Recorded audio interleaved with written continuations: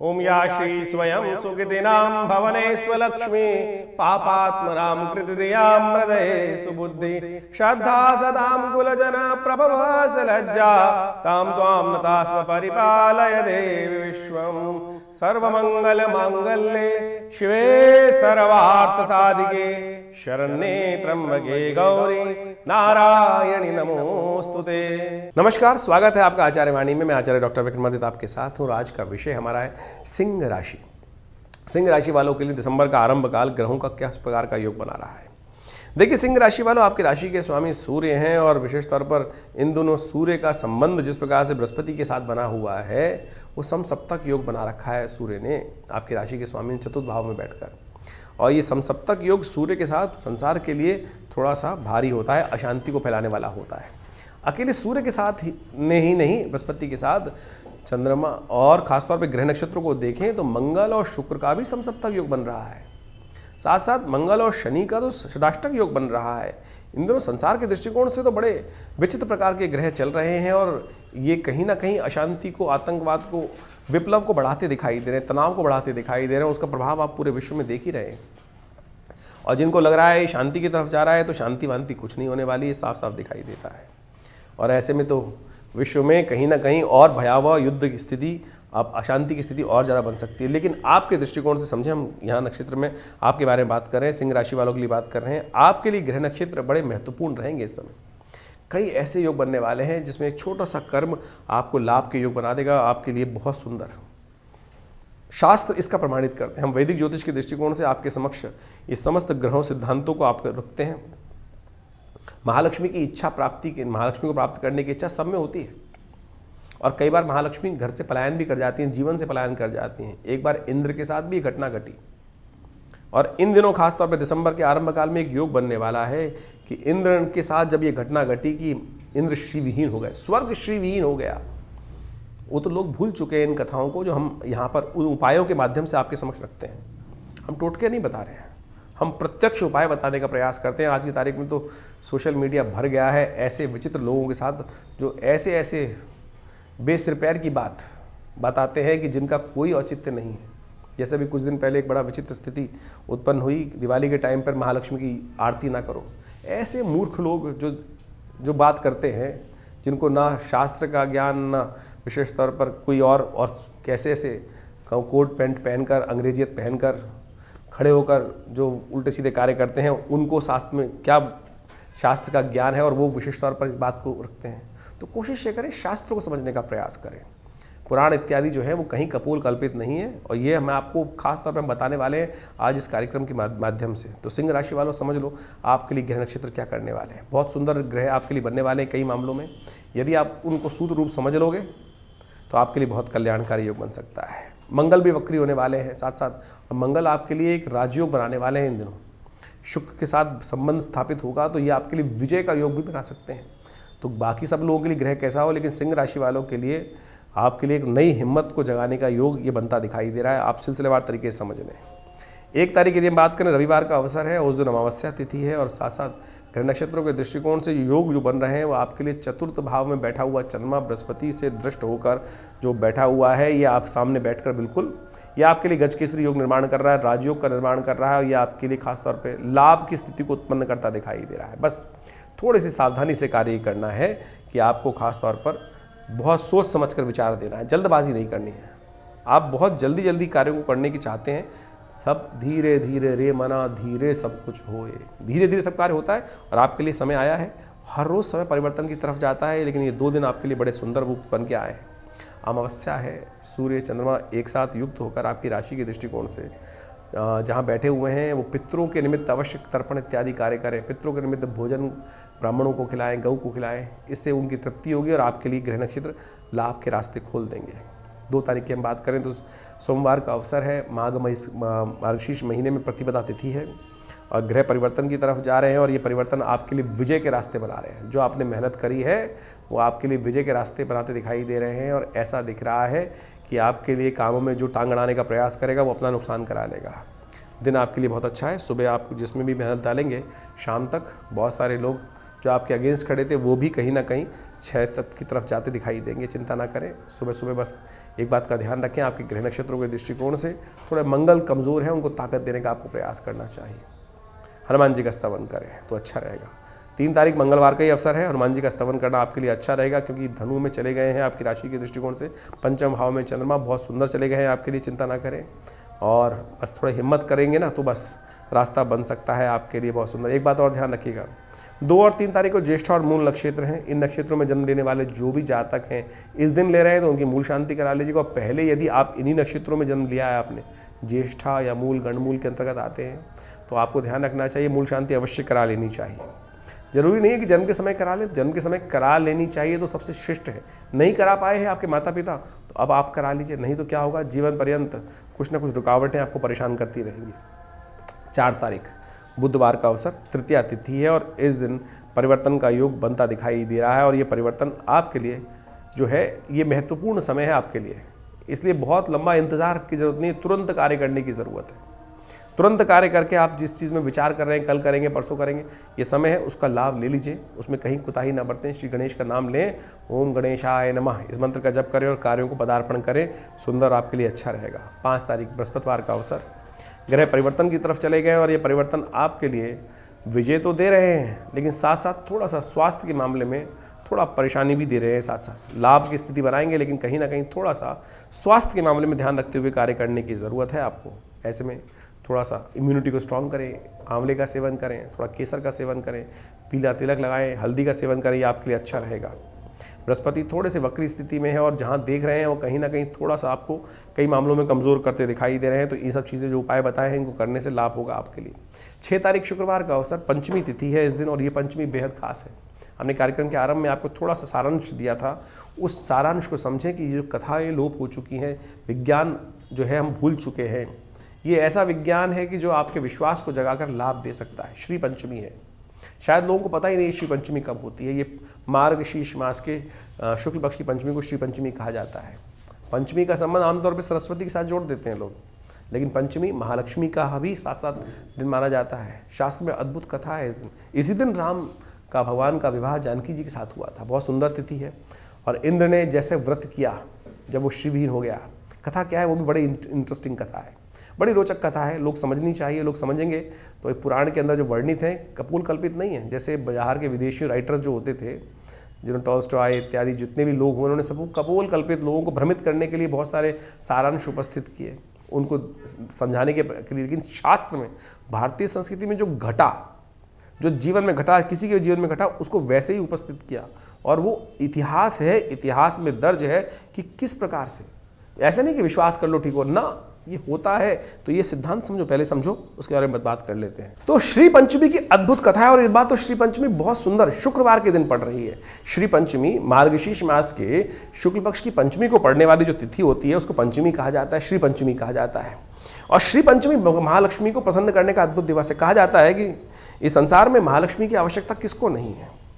और एक बार बड़ी विचित्र विडंबना भी है, जब महालक्ष्मी आ जाती हैं तो धीरे धीरे संसार के अंदर वो जिस घर में आ जाती हैं, धीरे धीरे कुछ समय बाद उनकी उपेक्षा भी शुरू हो जाती है। लोग ऐसे हो जाते हैं मदमस्त कि उनको फिर महालक्ष्मी की, पहले जब महालक्ष्मी खाली होती है जेब, तब तो लगता है कि महालक्ष्मी कृपा नहीं कर रही, लक्ष्मी है नहीं, पैसा नहीं है, पैसा नहीं है। और जब पैसा आ जाता है तो क्या होता है कि धर्मयुक्त कार्य भी बहुत सारे होने बंद हो जाते हैं। जो धर्मयुक्त कार्य कर पाए तो बहुत अच्छा है, सोचे अधर्म के कार्य शुरू हो जाते हैं और लोग उदासीन हो जाते हैं। जिस प्रकार से महालक्ष्मी के अभाव, जब बहुत ज़्यादा प्रचुर मात्रा में महालक्ष्मी आ जाती हैं, अच्छी मात्रा में आ जाती हैं, आप सोचें जिसके पास 10 रुपये नहीं तो उसके बाद 10 रुपये आ जाएं, तो फिर वो जब लगातार आने शुरू हो जाए, सोर्स आ जाए, तो फिर उसको लगता है कि भाई इतने तो आ ही रहे हैं, इतने आए। जब किसी को लाखों करोड़ों रुपये आ जाते हैं तो धीरे धीरे क्या होती है, धन के प्रति उपेक्षा शुरू हो जाती है। ये मानव फितरत है। ऐसा ही हुआ भारतीय संस्कृति में, कथा विद्यमान है सनातन के अंदर कि एक बार जब संसार में अंदर प्रचुर मात्रा में महालक्ष्मी संसार में अपनी कृपा बरसा रही थी, देवताओं पर, स्वर्ग में भी भगवती महालक्ष्मी का संसार में अद्भुत प्रभाव था। ऐसे में कहा जाता है कि महालक्ष्मी किसी कारण से उदास, जो संसार की उपेक्षा देखकर उपेक्षा होने लगी महालक्ष्मी का, लोग दुराचार गलत कार्यों में फंसने लगे, व्यभिचार करने लगे, गलत करने लगे। भगवती ने देखा कि बड़ी उपेक्षा हो रही है, धन से सुंदर कार्य हो नहीं रहे हैं, तो कहा जाता है महालक्ष्मी स्वर्ग को त्याग कर, इस संसार से हटकर श्री सागर, जो सागर के अंदर कहा जाता है प्रवेश कर गई। महालक्ष्मी की कथा मिलती है क्योंकि क्षीर सागर जो विशेष सागर का मंथन हुआ, सागर मंथन, उसमें से महालक्ष्मी निकली थी। कैसे प्रवेश किया उन्होंने स्वयं प्रवेश किया संसार से उदासीन होने के बाद। संसार से उदासीन हो गई कि बिल्कुल आज धन का इतना दुरुपयोग लोग कर रहे हैं। और कहा जाता है कि जब संसार से महालक्ष्मी चली गई, उस समुद्र में प्रवेश कर गई, तो संसार जो था श्री विहीन हो गया, स्वर्ग भी श्री विहीन हो गया, देवता भी त्रस्त हो गए कि अब पैसा महालक्ष्मी कृपा नहीं है। श्री केवल लक्ष्मी नहीं है, श्री ऐश्वर्य भी है, श्री कीर्ति भी है, श्री शांति भी है। महालक्ष्मी जो है वो शांति का भी स्वरूप है, अन्न का भी स्वरूप है, समृद्धि का भी स्वरूप है, मन की शांति का भी स्वरूप है। कई प्रकार से वो जब श्री भगवती जाके समुद्र में प्रवेश कर गई तो सब बड़े त्रस्त हुए, परेशान हुए। कहा जाता है कि ऐसे समय में विशेष तौर पर देवगुरु बृहस्पति जी ने वहाँ इंद्र को कहा कि आप महालक्ष्मी की आराधना करें। कहा जाता है कि इस तिथि से जो मार्गशीर्ष मास के शुक्ल पक्ष की पंचमी से श्री पंचमी के दिवस से संकल्पबद्ध होकर उन्होंने भगवती का सुंदर आराधना करने का कार्य आरंभ किया।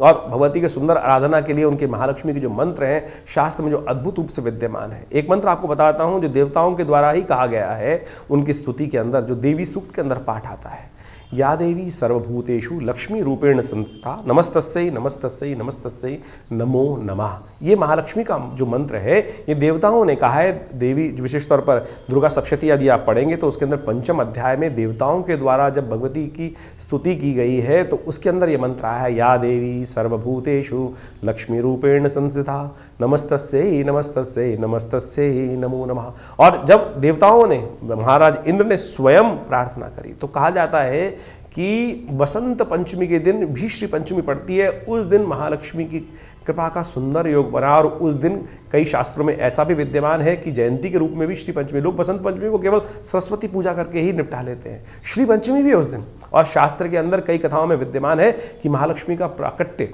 समुद्र मंथन से जब हुआ वर्षों बाद, तब उसी दिन भगवती ने इस संसार में पुनः आकर महालक्ष्मी का जो सुख था लोगों को प्राप्त होना योग बना। इंद्र भी उसी यज्ञ के प्रताप से, उसी मंत्र के प्रताप से।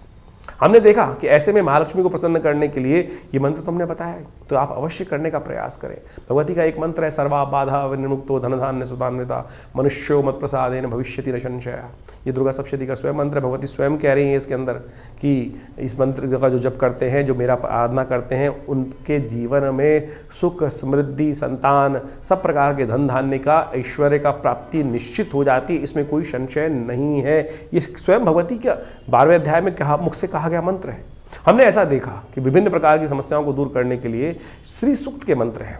और यदि आप इस शुभ योग से महालक्ष्मी के इस जो हमने बताया श्री पंचमी का योग जो है, इससे भगवती महालक्ष्मी की आराधना के समय श्री सूक्त का पाठ करते हैं तो अद्भुत मानिए, सत्य मानिए कि भगवती महालक्ष्मी कृपा प्राप्ति के अद्भुत योग बन जाएंगे। या तो घी से, चंदन चूरे से, या खास तौर पर विभिन्न सामग्रियों से जो भगवती महालक्ष्मी की सामग्री मखाने इत्यादि से, कमल के पुष्पों से, कमल गट्टों से, इन सब सामग्रियों का निर्माण कर गूगल इत्यादि को मिलाकर अष्टगंध इत्यादि अगर तगर नागर मोथा बाल छड़छाड़ छबीला इत्यादि सामग्री से युक्त सामग्री से विशेष तौर पर भगवती महालक्ष्मी का यदि यज्ञ किया जाए, जो हमारे यहाँ आरंभ कर रहे हैं हम पूरी तरह से इसी दिन से बड़े अनुष्ठान के रूप में, आप भी इसमें सम्मिलित हो सकते हैं। उसमें श्री सूक्त का विशेष पाठ रहेगा जो महालक्ष्मी की अद्भुत प्रार्थना है, जो महर्षि भृगु के द्वारा बनाए गए हैं। वो मंत्र इस प्रकार से हैं, मैं कुछ मंत्र आपको सुनाता हूँ। ओम हिरण्यवर्णाम हरणीम सुवर्ण रजत्स्रजाम चंद्राम हिरण्यमयीं लक्ष्मीं जातवेदो आवह ताम आवह जातवेदो लक्ष्मी मनभगामिनीं यस्यां हिरण्यं विन्देयं गामश्वं पुरुषानहम् अश्वपूर्वां रतमध्याम् अस्तिनाद प्रमोदनीं शं देवीं उपवै श्रीमादेवी युगदाम। ये अद्भुत मंत्र है। महालक्ष्मी के 16 मंत्रों में 3 मंत्र मैंने आपके समक्ष यहाँ उपस्थित किए हमने। तो आप यदि इन मंत्रों का नित्य प्रति स्तवन करते हुए यदि यज्ञ भगवती का इस दिन से आरंभ करेंगे, सुंदर षोडशोपचार पूजन करेंगे, तो कहा जाता है महालक्ष्मी कृपा अद्भुत होती है। देवराज इंद्र ने स्वयं करी, शास्त्र प्रमाणित है इसका। तो इसमें तो हमारे देवता भी ये नहीं है कि देवता कि हमेशा एक ही चीज़ में चलेंगे, यदि वो गलत करेंगे तो वो भी कष्ट में फंसे हैं और उनसे उनके निवृत्ति के मार्ग भी जिस प्रकार से बने हैं, तो हम भी मनुष्य हैं, उनका अनुसरण करते हैं। तो जीवन में कष्ट है तो उस निवृत्ति का रास्ता ये बताया गया शास्त्र में। यदि आप इस दिन से आरंभ कर लगातार बसंत पंचमी तक ये पाठ करें, तो हमने ऐसा देखा जिसने किया उस पर कृपा, विश्वास रखने की आवश्यकता है। विवेकानंद योगाश्रम में भी इसके ऊपर बड़ा अनुष्ठान किया जा रहा है, आप भी इसमें सम्मिलित हो सकते हैं और समय समय पर उसके बारे में डिटेल जानने के लिए फ़ोन पर संपर्क साध सकते हैं। सिंह राशि वालों, ये सिद्धांत जो हमने आपके समक्ष उपस्थित किया, सारांश जो है बहुत महत्वपूर्ण है। तो इस दिन महालक्ष्मी का व्रत जो किया जाता है, पूजन किया जाता है, इससे लेकर श्री पंचमी यानी बसंत पंचमी तक ये प्रयोग करना चाहिए। कहा जाता है कि इंद्र के जीवन में भी कृपा होगी तो हम क्यों नहीं कृपा प्राप्त कर सकते। सिद्धांत वही है, प्रयोग वही है, बस केवल आपको विश्वास के साथ करना है। तो ग्रह नक्षत्रों के दृष्टिकोण से स्वास्थ्य का थोड़ा ध्यान रखते हुए कार्य करने की ज़रूरत है। चंद्रमा आपके छठे भाव में चल रहे हैं और शुक्र के साथ वहाँ विराजमान हो रहे हैं, तो मन थोड़ा सा भटक भी सकता है। ध्यान रखिएगा, शुक्र का छठे भाव में चंद्रमा के साथ जाना मन को थोड़ा भटकाने की स्थिति उत्पन्न कर सकता है, तो ध्यान रखिए, थोड़ा संयमित होकर कार्य करना।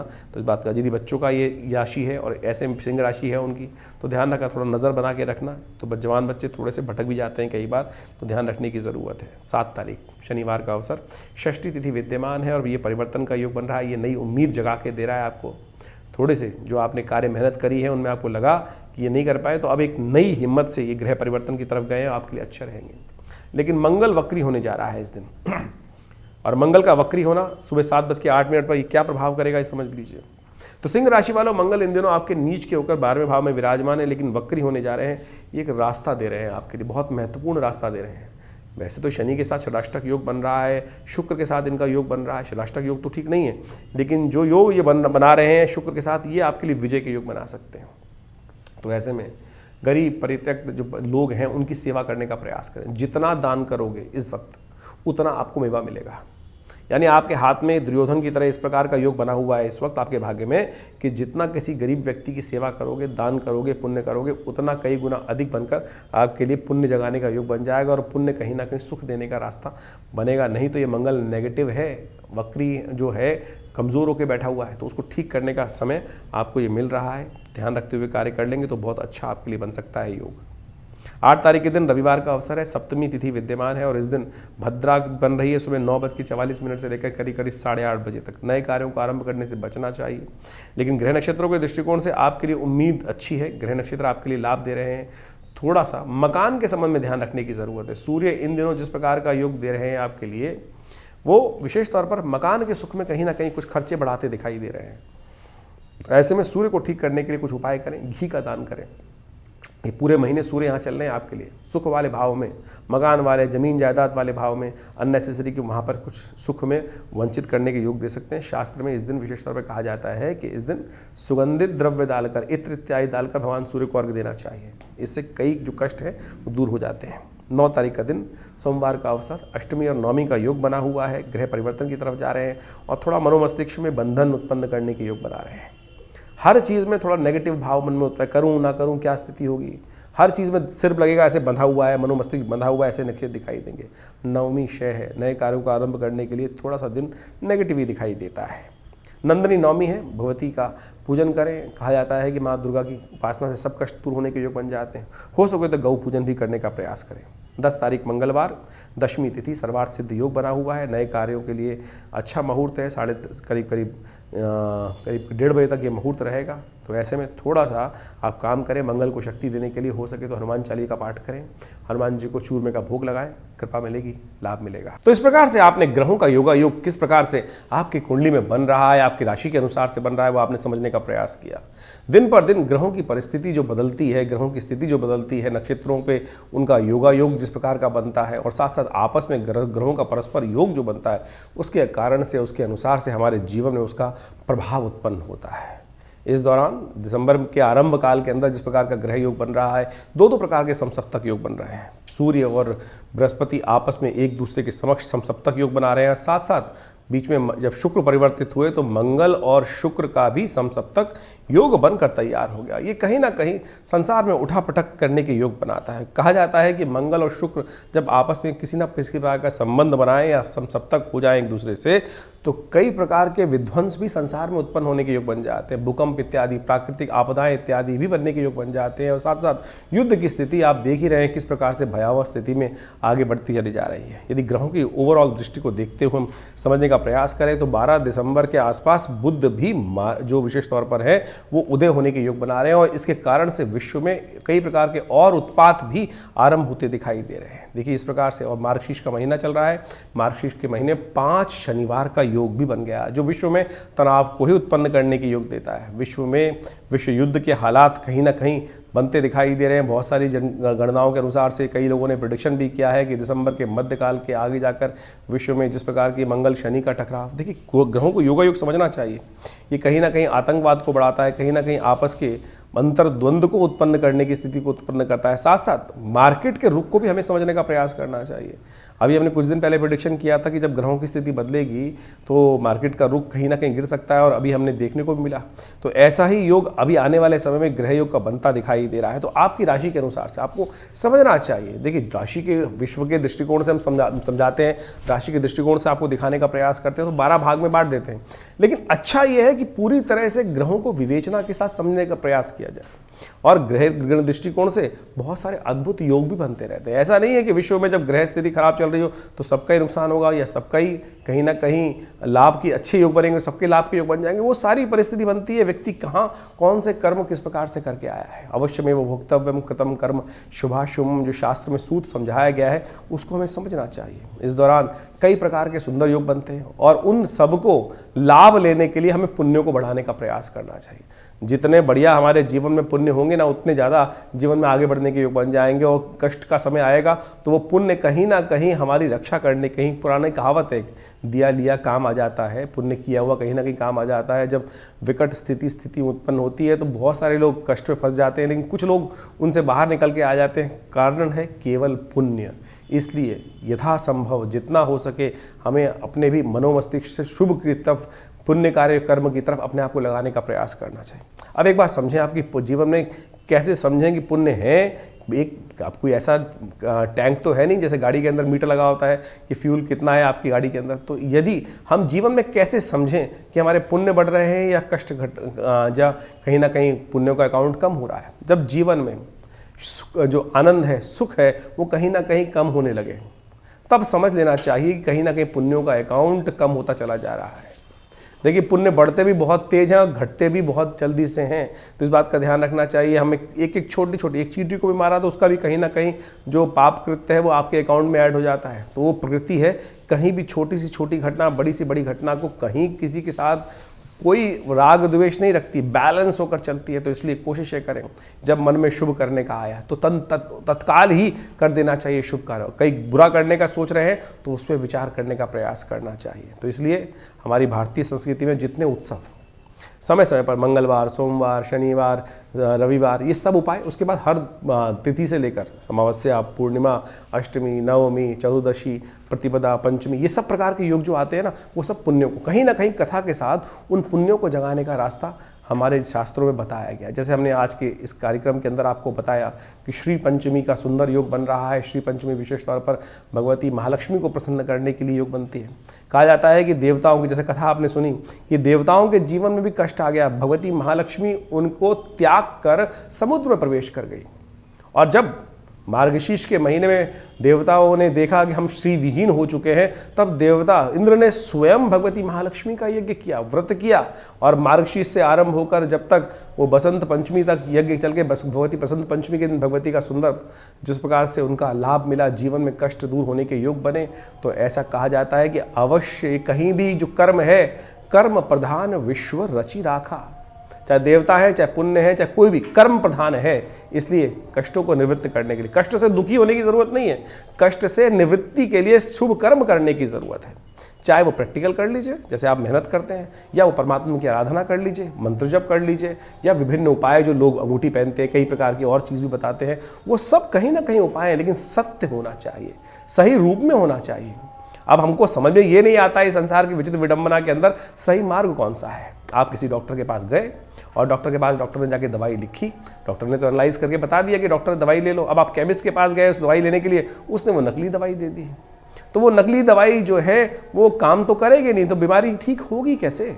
तो यही समस्या है। अगर आप नग पहन लेते हैं और नग पता नहीं सत्य है कि नहीं है, तो इसलिए हम कोशिश करते हैं कि आप स्वयं मंत्र जप करके छोटे छोटे उपाय जो हम इस कार्यक्रम के माध्यम से, वैदिक ज्योतिष क्या है इसको समझना पड़ेगा।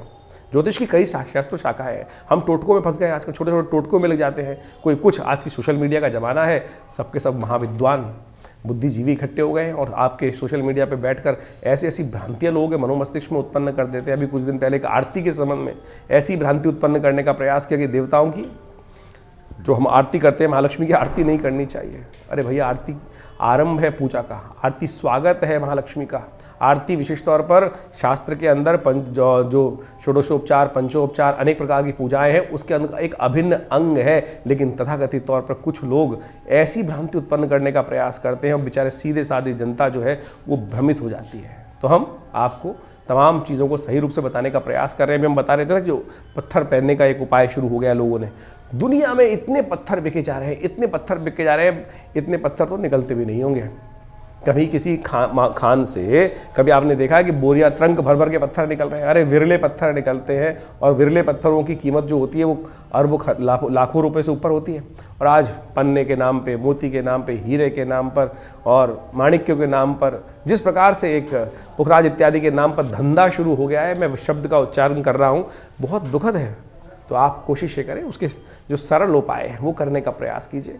सत्य है, बिल्कुल मेहनत से जितना किया करोगे, जो इस कार्यक्रम के माध्यम से हमने आपको जोड़ने का प्रयास किया है, उनको करने का प्रयास करिए। इंद्र ने भी तो किया, महालक्ष्मी को प्रसन्न करने के लिए उसने कब हीरा पहन लिया, उसने कब कुछ और उपाय किया, उसने व्रत किया। शास्त्र में देवी पुराण के अंदर इसका पूरा आख्यान उपस्थित है।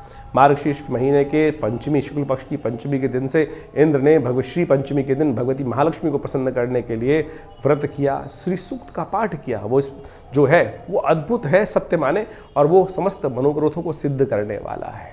हमारे आश्रम पर भी ये कार्यक्रम नित्य प्रति चलते ही है। महालक्ष्मी का यज्ञ भी नित्य प्रति चलता है, आप भी उसमें सम्मिलित हो सकते हैं। हर रविवार को विशेष कार्यक्रम की व्यवस्था रहती है, जो यज्ञ आदि इत्यादि होते हैं उसमें आप स्वयं सम्मिलित हो सकते हैं। और ये जो महालक्ष्मी का यज्ञ है, ये अभी श्री पंचमी से लेकर बसंत पंचमी तक चलेगा। ऐसे में जिन जिन को भगवती महालक्ष्मी कृपा चाहिए वो नोट कर लीजिए। साल में कुछ दिन के लिए मुहूर्त बनता है ये, तो इस श्री पंचमी से, मार्गशीर्ष शुक्ल पक्ष की पंचमी से लेकर बसंत पंचमी तक नित्य प्रति श्री सूक्त का पाठ करना शुरू कर दीजिए। देखिएगा विदिन कुछ ही दिनों में आप देखेंगे महालक्ष्मी की कृपा से समस्त कष्टों का निवारण करने के बाद रास्ते बने हैं। तो आप इन तमाम उपायों को जो शास्त्र में वर्णित है सही रूप से करने का प्रयास कीजिए। देखिए मनोकामना सिद्धि के योग बनेंगे। हमारे विवेकानंद योगाश्रम में इस प्रकार का बहुत अद्भुत प्रकार से हजारों लोगों पर शोध करके, स्वयं के ऊपर शोध करके हमने समस्त उपाय जो शास्त्र में वर्णित हैं वो देखे।